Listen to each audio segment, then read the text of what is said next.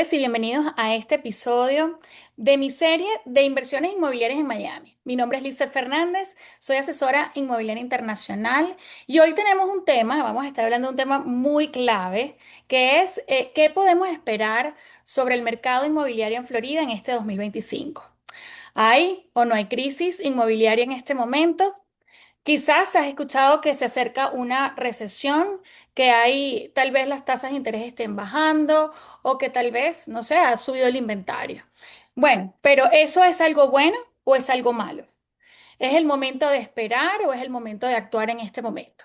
Bueno, a todas estas preguntas vamos a estar respondiéndolas el día de hoy. Para eso me acompaña César Maraver, quien es economista y prestamista con gran trayectoria en Novus Home Mortgage y uno de los analistas más influyentes aquí en el sur de la Florida.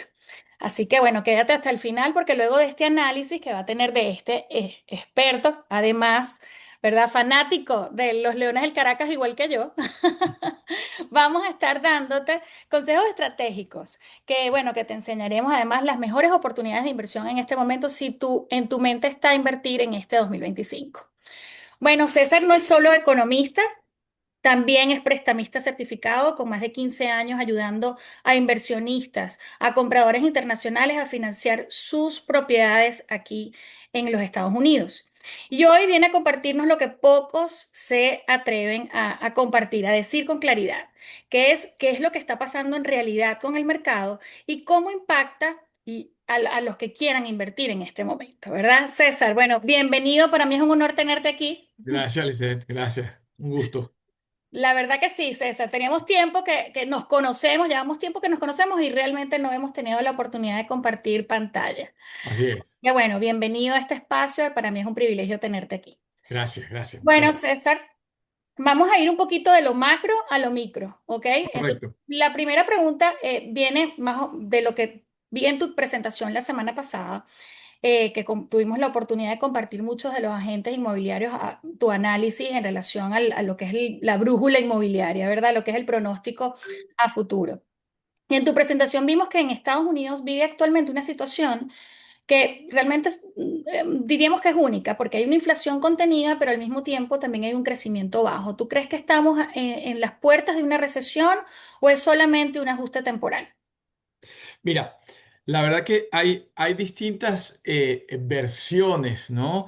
Pero es una situación bastante particular, como tú decías, porque la inflación definitivamente no ha aumentado. Por el contrario, los números reportados a abril de este año dieron una disminución a 2,3 anualizado de marzo a marzo. Sin embargo, el reporte de crecimiento de la economía americana durante el primer trimestre decreció ligeramente 0,3%.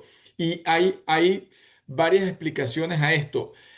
En vista a la política arancelaria y es lo que se llamó el Día de la Liberación, que comenzó en abril de este año, en donde se establecieron un número importante de medidas para equilibrar grandes desequilibrios comerciales con muchos países, la Unión Europea y China principalmente. Los agentes se anticiparon, e hicieron unas compras o importaron mucho más de lo que normalmente hacen y eso tuvo un impacto. Ahora bien, todavía esto es un proceso que está en pleno desarrollo. No hay un resultado final del impacto inflacionario que puede tener este tema de los aranceles. Entonces, como tú decías inicialmente, es una situación particular porque ya reportamos un primer trimestre de decrecimiento de la economía. Si tenemos un segundo reporte de crecimiento en este segundo trimestre del año, ¿verdad? Estaríamos técnicamente en una recesión. Sin embargo, los niveles de desempleo se mantienen históricamente bajos y eh, la moneda y los mercados bursátiles han sufrido también alta volatilidad durante estos días. Entonces, no hay un efecto neto aún. Se espera, dependiendo de los acuerdos finales en todas estas negociaciones arancelarias, por ejemplo, con China, una de las más importantes, ya hay un preacuerdo de paralizar las medidas y esos aranceles de hasta 145% que se habían colocado a los productos chinos y se llevaron a 30% por 90 días para llegar a un acuerdo. Y yo creo que definitivamente todos los países, por más grandes que sean sus economías, no son más grandes que la de los Estados Unidos y el poder de negociación de los Estados Unidos para equiparar condiciones, porque como hablábamos la semana pasada, el tema aranceles o tarifas es algo que nosotros no estábamos acostumbrados ni tampoco familiarizados con cuál era la situación. Y efectivamente hay grandes desequilibrios con los productos norteamericanos donde países imponen altos aranceles a los productos americanos y los Estados Unidos no ha hecho de manera recíproca eso. Y definitivamente yo creo que el resultado va a ser positivo para la economía americana en ese sentido, porque podríamos resumir que hay cuatro cosas principales que el gobierno americano está buscando con todas estas políticas. Uno, la reducción del déficit, del déficit comercial. Como te decía, en términos netos, importamos mucho más de lo que exportamos. Una renegociación de acuerdos comerciales muy importantes como Canadá, como con México y otros socios importantes para tener unos términos más favorables para la economía americana que pudiese no solo significar que vamos a tener más mercados para los productos americanos, sino que los productos que importemos, ¿verdad? Van a bajar también sus precios. Pero de nuevo, esto es algo que está en desarrollo, así como incentivar la producción nacional, hacer que muchas empresas que producen fuera de los Estados Unidos para el mercado americano, pues trasladen sus fábricas a los Estados Unidos y definitivamente fortalecer la posición negociadora de los Estados Unidos en el comercio internacional. Así es, bueno, yo estoy muy de acuerdo contigo en que estas medidas eran más que necesarias porque definitivamente ahorita necesitábamos equilibrar esa desigualdad que existía en términos comerciales. Sin embargo, para mí, mi preocupación principal es que este aumento del 25% en materiales como acero, madera, aluminio para el mercado inmobiliario, ¿cómo podría afectar el tema de la asequibilidad en las viviendas? Cada vez es más difícil para una familia promedio adquirir su casa propia. De por sí, hay un dato de que estamos en el histórico, o sea, el 24% apenas de los compradores de vivienda están adquiriendo viviendas propias. Entonces, estas personas están quedando un poco rezagadas, tienen que tener un lugar donde vivir y bueno, entonces tienden a lo que es el alquiler, ¿correcto? Sí. Entonces, ¿cómo ves tú en cuanto a estos datos? Tú me comentabas también en tu presentación que los costos de construcción estaban aumentando entre unos 17.000 o 22.000 dólares por vivienda. ¿Y cómo seguirá afectando estos precios? ¿Esto va a seguir en aumento o se generarán, o va a generar una parada de desarrollo en los nuevos proyectos? ¿Cómo lo ves Mira, tú? el, el, el, el- las estadísticas de marzo del 2024 a marzo del 2025, el incremento en los materiales de construcción estuvo alrededor del 9,5%.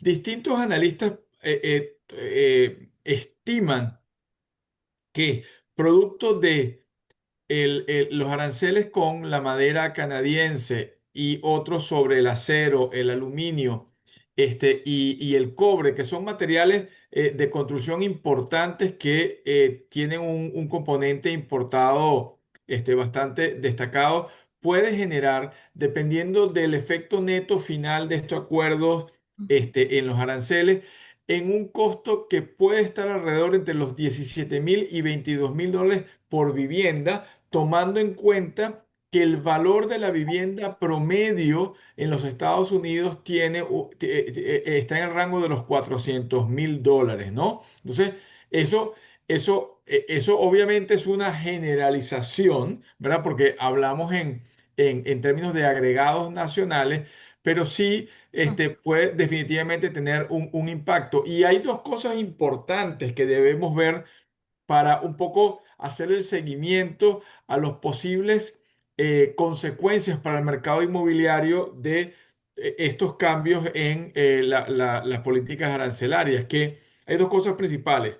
ver el incremento posible en los costos de construcción, como tú decías, y también el impacto inflacionario, porque si la inflación sube, definitivamente la Reserva Federal va a seguir postergando o posponiendo la disminución de las tasas de referencia. Y eso, aunque lo hemos hablado muchas veces, no determina el mercado hipotecario local, si lo influye de manera importante. Entonces, esos dos factores hay que monitorearlos muy bien. Claro, así es. Bueno, perfecto. Bueno, paradójicamente esto genera también oportunidades para nuestros inversionistas internacionales que, bueno, que pueden ver bueno, esta demanda no desaparece y tiene que tener un lugar donde vivir. Entonces, si es así, bueno, si no pueden comprar, tienen que alquilar. Y por lo tanto, esa demanda de alquileres continúa fuerte en el mercado. Entonces, una de las cosas es que las propiedades de alquiler o multifamiliares se ven como buenas oportunidades de inversión, ¿cierto?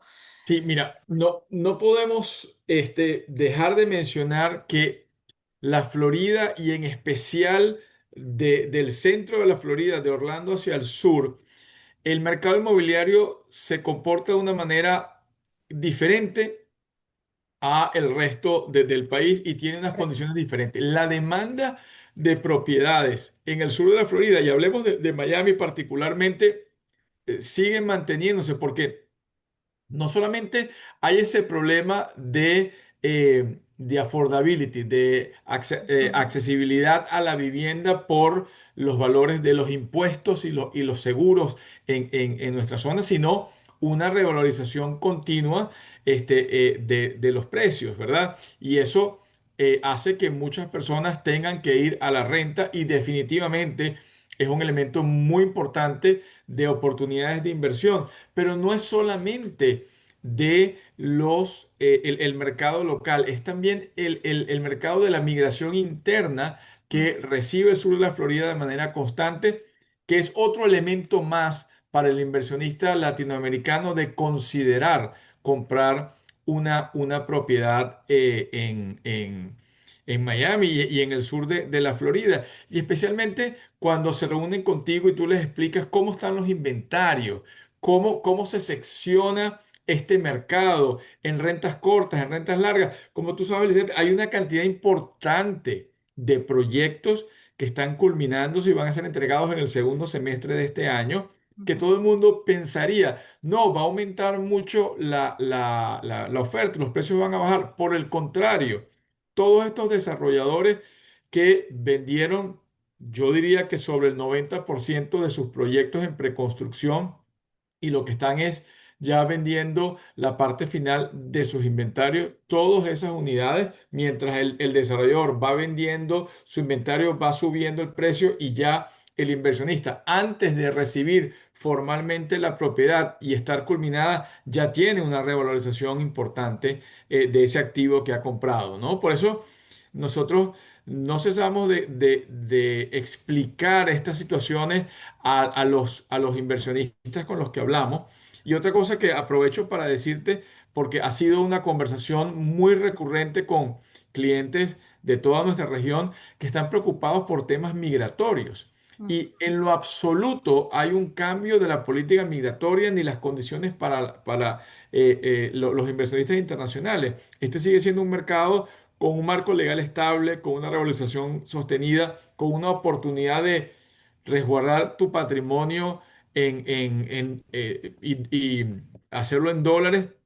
Y por supuesto que no hay ninguna limitación. Es que es tanto así que ya nosotros como banco manejamos proyectos para préstamos para inversionistas sin visa. O sea que ya ni siquiera una visa de turista es requerida para hacer una inversión. Entonces, la verdad que las condiciones siguen siendo muy propicias para los inversionistas internacionales. Así es, sí. Definitivamente hay mucho temor. Yo también he escuchado a muchos de los clientes que me preguntan, ¿y si no puedo visitar la propiedad? Y realmente este es un estado en el que existe el derecho y más si la persona viene a invertir. O sea, aquí lo que quieren es justamente atraer esos capitales y que es lo que le va a favorecer al país. Definitivamente, estoy muy de acuerdo contigo. Yo estoy de acuerdo contigo, hablando un poquito en macro, muchas veces las noticias las escuchamos a lo que es el tema de todo el país, pero cuando vamos un poquito a lo que es el estado y más local, porque definitivamente los bienes raíces son hiperlocalizados, tenemos que analizar un poco más a fondo qué es lo que está pasando en cada uno de los sectores. Y lo que vemos en el país es que definitivamente hay una migración importante y los dos principales estados que están recibiendo la mayor cantidad de personas es el número uno Texas y el número dos es Florida. Florida ha presentado un crecimiento muy importante de la población y definitivamente la demanda está allí. Está ahí, allí, yo creo que está pendiente nada más de que bajen los precios para poder acceder a comprar sus propiedades eh, ya sí, para su uso personal, por supuesto. Entonces, en este punto, me gustaría que habláramos un poco sobre el inventario, porque definitivamente hay un aumento de inventario. Sin embargo, no hemos llegado todavía a los niveles que estamos esperando. Ujú. Y justamente esto de que de repente sí, están habiendo tal vez se están tardando un poco más el mercado, las propiedades se están quedando un poco más de tiempo y también hay un incremento de mercado. ¿Tú qué crees? ¿Eso representa una oportunidad o eso es una amenaza, es un riesgo para el inversionista? Mira, eh, definitivamente es una gran oportunidad y es una gran ventaja. Y de nuevo quiero ir a analizar ¿cuáles son los titulares y qué dicen los titulares? Estamos en niveles históricos de inventario. Las propiedades tardan más días en la venta en el mercado que el año anterior. Y todo va a depender desde el punto de referencia sobre el cual estemos comparando, ¿verdad? Y lo ideal, lo sano, lo lógico es que comparemos el mercado con los años pre-pandemia, que son del 2017 al 2019. Si hacemos eso de esa manera, los inventarios, a pesar de que están subiendo, están muy por debajo de los niveles históricos. De la misma manera que el hecho de que en el 2025, a nivel nacional, las propiedades estén un poco más de días en el mercado antes de venderse, siguen estando por debajo de los días que tardaban en el mercado en el 2017, 18, 19, que podemos hablar de que son años normales.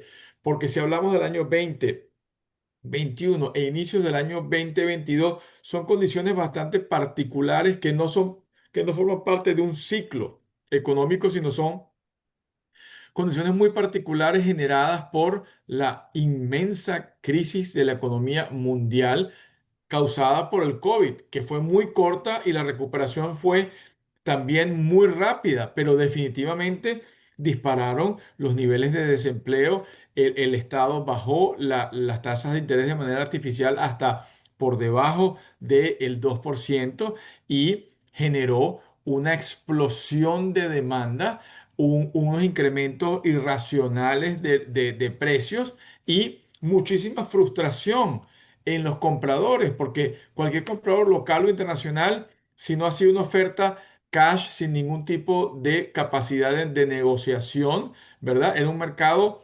estrictamente de vendedores y eso tampoco es sano en el mercado. Ahora que tenemos un mercado, a pesar de que aún no es un mercado balanceado, tenemos un mercado con mayor oferta y mayor capacidad de negociación de los compradores. Y por eso que le decimos a tus clientes, es un excelente momento. ¿Por qué? Porque tienes más inventario, es decir, tienes más opciones. Los vendedores, tanto de propiedades usadas como especialmente los desarrolladores, porque una porción importante de las viviendas que están saliendo al mercado son propiedades nuevas. Entonces, todos estos desarrolladores están motivados a dar mejores precios, a dar condiciones mucho más atractivas, inclusive hasta aumentar los beneficios a sus clientes para cubrir gastos de cierre. Entonces, definitivamente esta coyuntura es un excelente momento para comprar. Y yo quiero repetirles que no existe la situación perfecta, ni para comenzar un negocio, ni para comprar una casa, ni para decidir casarte, ni para decidir comenzar una carrera universitaria. No, son las circunstancias que tienes actualmente y definitivamente esto va a durar poco en el sentido de que si llegase a haber una disminución leve en las tasas de interés, Ujú. la demanda se va a incrementar de manera muy importante y la oferta de viviendas disponibles no va a poder equiparar a la demanda y por eso va a haber un impacto sobre los precios. Y Así es. dice, desde el año 2021 estamos escuchando a todos los comentaristas, a todas las personas, este año, este mes, esta próxima semana, estalla la burbuja inmobiliaria, ¿Verdad? esto es irreal, esto definitivamente no hay quien compre todas estas unidades en el sur de la Florida y Ujú, ahí así están. es, totalmente, totalmente. Yo quiero también traer un poquito brevemente, no quiero extenderme en este tema, pero sí hay un caso particular que ocurre en Florida, y por eso también se ocurre este llamado aumento de inventario, y es el tema de los condominios antiguos, ¿ok? Que son condominios de que tienen más de 30 años. Y realmente este tipo de propiedades representa prácticamente el 75% de las propiedades en la Florida. Son mayores de 30 años. Entonces, luego de lo que pasó con Surfside en el 2021, obviamente se endurecieron mucho lo que son todas las regulaciones para los condominios. Les exigen, por supuesto, unas inspecciones estructurales mucho más rigurosas que antes, y también les exigen que tengan reservas para mantener y hacer frente a todas estas reparaciones que, por supuesto, son beneficiosas para los edificios. Sin embargo, muchos de ellos no tenían financieramente la capacidad para sostener este tipo de arreglos. Entonces, claro, ha impactado con cuotas especiales a los edificios de mayor antigüedad, por decirle así, bueno, decirle más bien. Ujú. Pero bueno, definitivamente eso es lo que estamos viendo en el MLS, que hay una lluvia de inventario, pero es un inventario que prácticamente la gente no está interesada en comprar. Entonces tenemos como dos vertientes del mercado. Hay un mercado de mayor de 30 años que se está comportando de una manera, y propiedades de mayores de 30 años que se están comportando de una forma en las que se están estancando más tiempo en el mercado. Por eso es que en promedio puede ser que esté afectando, pero ciertamente las propiedades, si analizamos las propiedades que son menores de 30 años, están viendo una alta valorización y también se está viendo que hay una mayor demanda. De por sí, esas propiedades mayores de 30 años representan prácticamente, ahorita no tengo el número exacto, pero sí eran de 19.000, más o menos unos 14.000 representaban lo que son las propiedades de mayores de 30 años, y el resto era nada más propiedades que están en reventa, propiedades menores de 30 años. Entonces es bien Correcto. importante que veamos este tipo de cosas, porque ciertamente tenemos como dos realidades, ¿ok? En este sentido. Entonces quería un poquito aclarar ese tema. Y bueno, incluso según Avanti todas las propiedades, el Avanti Report de mayo del 2025 estaba mencionando que todas esas propiedades de ultra lujo que son de 2015 para acá en adelante, presentaron una revalorización del 8,3%. Eso es algo que es bien interesante analizar, ¿no? Igual que todo este tipo de, de propiedades de ultralujo. Craig Studnicki también en el Miami Report reportó que 44 unidades fueron reportadas de mayor de 10 millones de dólares. Eso está atrayendo a una cantidad de personas de alto patrimonio a Miami. Y yo sé que no todos los inversionistas tienen los 10 millones de dólares para invertir, pero eso lo que nos da es una cierta seguridad de que todas estas personas de alto capital están poniendo la mirada en Miami. Entonces, algo deben Definitivamente. saber ellos que nosotros no sabemos, o que sí lo sabemos, nosotros lo sabemos. Sabemos que esta es una ciudad que, por supuesto, mantiene un alto estándar de vida, tenemos un excelente clima, los impuestos en Florida son prácticamente ceros. Esas son las cosas que los clientes están buscando de este tipo de nivel, ¿no? Entonces, me gustaría hablar un poquito de las tasas de interés. Hablamos de que se está pronosticando cuatro recortes incluso de la tasa de interés en este año. ¿Qué significa eso para los inversionistas que están buscando invertir aquí en este? Mira, el mercado de las tasas de interés está dividido o podemos seccionarlo en dos grandes grupos. El mercado de los clientes locales para personas que declaren impuestos y tengan eh, lo que se llama un préstamo full doc, ¿verdad? Donde hay préstamos desde el 3% de inicial se determina y las tasas se determinan en base para resumirlo, a la cotización del mercado de los bonos. Y la referencia principal para que todos los que nos escuchan sepan cómo se está comportando el mercado es vean el comportamiento de el valor del bono del tesoro de los 10 años. Eso tiene una fluctuación que es bastante correlacionada a las tasas de interés. Pero en el caso de la Reserva Federal, ¿verdad? Que determina otros elementos de la economía y como los préstamos para clientes internacionales son préstamos de portafolio, es decir, es dinero propio de los bancos, definitivamente va a beneficiar a los clientes internacionales ante una disminución. Sin embargo, se habla, como tú decías, de tres disminuciones este año. Aún no se ha producido ninguna. Sin embargo, estas estadísticas y probabilidades de que la Reserva Federal ya en la reunión de mayo las mantuvo igual y en las reuniones subsiguientes va a depender del comportamiento de la inflación. Si la inflación sufre algún incremento como se estima y las autoridades, el presidente de la Reserva Federal, Powell, dijo que no estaban apurados en tomar una decisión porque estaban observando cuál iba a ser finalmente el impacto de las medidas arancelarias en la inflación. Podría ser inclusive menos de 3. Pero déjame decirte algo. Independientemente de la alta volatilidad que ha tenido el mercado y las tasas, tanto los mercados bursátiles como las tasas de interés producto, directa o indirectamente del mercado bursátil, el mercado de préstamos para clientes internacionales prácticamente no ha sufrido ninguna variación.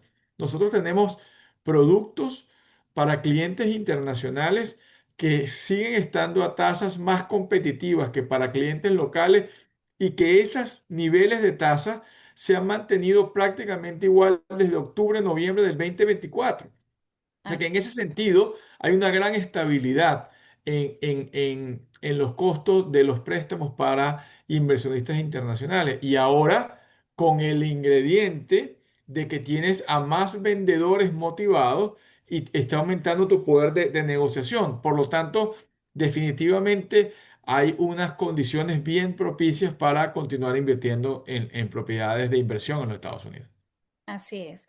Bueno, me encantaría conversar también. Bueno, yo siempre le digo a mis clientes cuando hablamos de tasas de interés que cuando la gente dice, muchas veces me dice, no, es que no quiero invertir porque están muy, muy altos los intereses. Yo le digo, eso es una ventaja competitiva porque sabemos que el mercado en Miami es muy sólido, por lo tanto, siempre estamos tendiendo a la revalorización y más como lo que hemos conversado de que definitivamente la demanda está allí. Y se proyecta que, por supuesto, hay inventario, subió el inventario, pero no lo suficiente como para poder cubrir toda esa demanda. Correcto. Entonces, realmente es una ventaja competitiva que esos intereses estén altos porque hay menos personas compitiendo por esa misma propiedad. Y si tú tienes el capital para comprar esas propiedades, realmente puedes negociar mejores condiciones, como lo mencionaste, y al mismo tiempo compites con menos personas para esa misma propiedad. Así que me parece excelente lo que estabas comentando con relación a eso.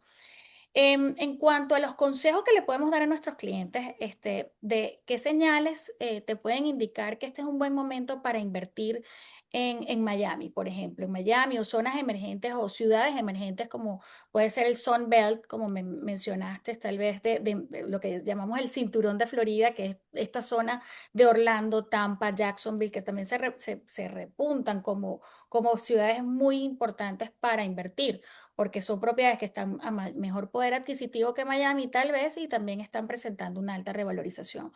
Y o bueno, también dentro de Miami hay muchísimas zonas que están explotando y con muchísima revalorización. Por Así ejemplo, es. ciudades como Wynwood, como North Miami Beach, el mismo downtown que ya estamos viendo la transformación en este exacto momento, ¿no? Y bueno, por supuesto, y Brickell también le queda mucho por transformarse, se va a convertir en una ciudad muy exclusiva por todos estos proyectos de marca que están viniendo acá. Increíble, sí. ¿Cómo lo ves tú? ¿Cómo ves tú todas estas zonas y cuáles son las oportunidades que tienen los inversionistas en estas ubicaciones? Mira, hay distintas lecturas a esto. Se habla de que Miami se está haciendo mucho más costosa para los locales y hay muchos locales que están buscando otras zonas dentro del estado de la Florida o en otros estados para trasladarse. Y eso hace que zonas que no eran atractivas de la ciudad están siendo cada vez más desarrolladas, en donde están comprando las casas como están construyendo multifamily y zonas que hace 5 o 10 años no eran de interés para nadie, ahora tienen una altísima revalorización. Fíjate, para un inversionista internacional habría que estudiar un poco esos mercados, ver cuál es el objetivo de inversión que tienes, porque, por ejemplo, en rentas cortas hay una cantidad de proyectos que están saliendo al mercado que van a terminarse en la segunda, el semestre de este año y principios del 2026 que van a aumentar la oferta, pero eso no va, eso va a hacer crecer más el mercado, porque es que la demanda sigue siendo superior a la oferta. Y ahora, si buscamos proyectos en Miami-Dade y especialmente en Downtown, en Edgewater, en toda esta zona de rentas largas, esos proyectos todavía tienen un atractivo mayor. ¿Por qué? Por todo el tema del auge de las rentas cortas, de Airbnb y todas estas situaciones, pues esos proyectos han dejado de desarrollarse o se han desarrollado en mayor cantidad de proyectos para rentas cortas y también sin restricciones de renta. Entonces, todos esos pocos proyectos que son reducidos para rentas largas, para atender la migración interna, ¿verdad? Constituyen también una oportunidad de inversión sumamente interesante. También hay proyectos, ¿verdad? Que que tienen una estrategia que se llama leaseback, donde el Ujú. desarrollador les asegura al inversionista la renta durante un periodo inicial, 1 o 2 años, y muchas veces para los inversionistas que están haciendo su primera compra, ¿verdad? Resulta ser algo que tiene un atractivo particular porque les permite un poco conocer el negocio, tener esa protección de alguna manera de los ingresos y luego ya con su inversión mucho más madurada, por así decirlo, este, tener una transición mucho más Ah, suave ujú. de esta, porque obviamente una inversión en un país que no es el tuyo, independientemente que todos estos números hablan solo, siempre te va a generar cierta incertidumbre y eso es normal. Cuando yo compré mi primera propiedad, también fue casi que un acto de fe, porque no entendía mucho la dinámica desde Venezuela de lo que pasaba aquí y cómo se movía el mercado.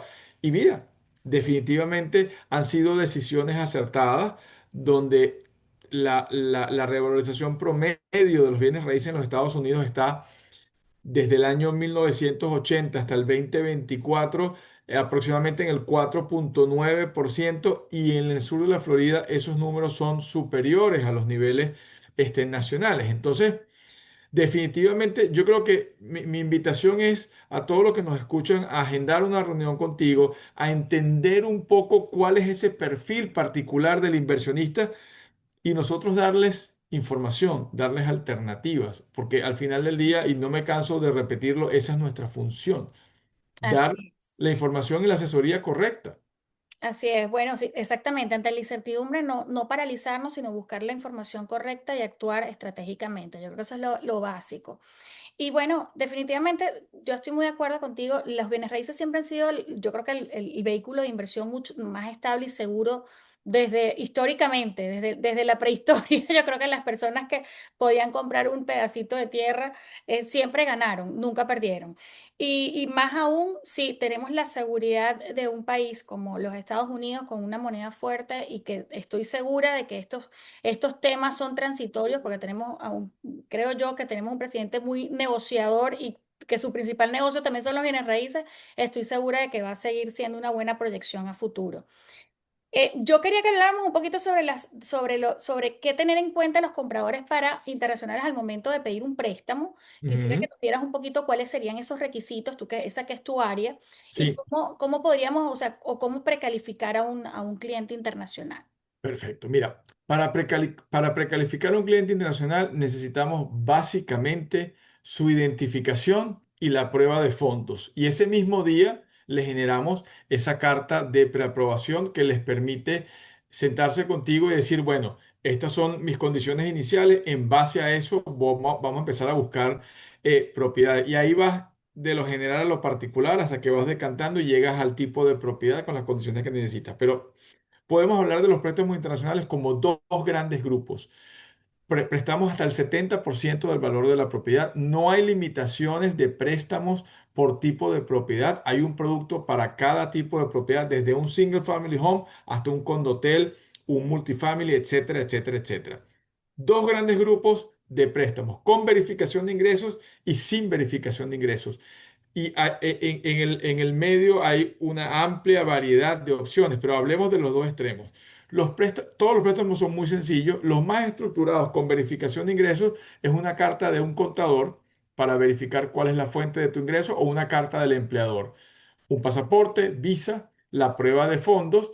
Debes tener una cuenta bancaria en los Estados Unidos al momento del cierre donde te hagan los cargos mensuales del préstamo, ¿verdad? Y algunas cosas menores dependiendo del tipo de producto, como una referencia bancaria, un recibo de servicio público para verificar que tú resides fuera de los Estados Unidos, etcétera. Y luego vamos al otro espectro, sin verificación de ingresos, donde solamente vemos la prueba de fondos y tu identificación, ¿verdad? En casos ni siquiera necesitamos una visa de ningún tipo. La persona puede no tener una visa para ingresar a los Estados Unidos y podemos hacer un cierre remoto. Como tú sabes, en nuestros países, a veces se te venció la visa y la cita para la renovación puede tardar un año, año y medio, dependiendo del país donde esté. Ya ni siquiera eso es un impedimento, ¿verdad? Los clientes pueden y en mi criterio deberían hacer sus inversiones a través de una corporación que tú los asesoras con el equipo tanto de contadores como de abogados, ¿verdad? Y en los tiempos, desde que sometemos el préstamo hasta que llegamos a la mesa de cierre, transcurren entre 30 a 45 días continuos. Y la idea es asesorarlo en toda esta situación. Hay cosas que debemos no tomar ligeramente para los inversionistas, como por ejemplo la verificación de los fondos, el origen de los fondos, la trazabilidad del movimiento de los fondos para atraerlos a Estados Unidos, porque perfectamente podemos preaprobar a un cliente mostrando los fondos en su país de origen en moneda local. No hay ningún inconveniente para eso. Pero el traslado, la mayoría de los préstamos de inversionistas internacionales restringe mucho el tema de los regalos, de que tú recibas de otra persona algún tipo de fondo. Y ahí hay una verificación exhaustiva de eso. Y esas son las cosas que debemos tomar más en cuenta a la hora de conversar con un inversionista y tener claridad de dónde tienen los fondos, qué tipo de productos los tiene para mostrarlos, están a su nombre, están a nombre de una empresa. Esos son el tipo de preguntas que nos van a ahorrar muchos dolores de cabeza durante el proceso del el préstamo. Bueno, perfecto. Entonces, cualquier cosa, cualquier pregunta, muchísimas gracias, César, por acompañarme en este episodio de liberando un poquito las dudas, ¿no? Y esas neblinas mentales que a veces no nos dejan pensar por andar escuchando noticias un poco amarillistas. Y Así pues es. la idea era un poco crear esa confianza y darle información correcta a los inversionistas para que puedan tomar mejores decisiones, ¿no? Decisiones más informadas. Espero que haya sido de valor para todos mis clientes. Estoy segura que va a ser de mucho valor para toda la audiencia. Y bueno, les invito a hacer clic aquí abajo si les gustó el video, suscribirse a mi canal para más información o más videos como estos. Igualmente, también voy a tener una guía aquí en la descripción del video sobre todo lo que necesitas saber sobre préstamos hipotecarios para extranjeros que van a pedir un crédito, por supuesto, aquí en los Estados Unidos a través de bancos americanos. También voy a tener un link para agendar una cita personalizada conmigo o con César para que podamos precalificarlos y poder así trabajar de la mano ya con ambos, porque es parte del equipo, justamente esa es la idea. Y bueno, recuerden que en tiempos de incertidumbre no vale la pena paralizarse. Lo importante es buscar la información correcta y tomar una acción con estrategia. Para esto, bueno, me tienen a mí como asesor inmobiliario y y como asesor financiero tienen a César. Así que bueno, estamos en contacto y nos vemos en otra oportunidad. Hasta luego. Gracias. Hasta la próxima. Hasta la próxima.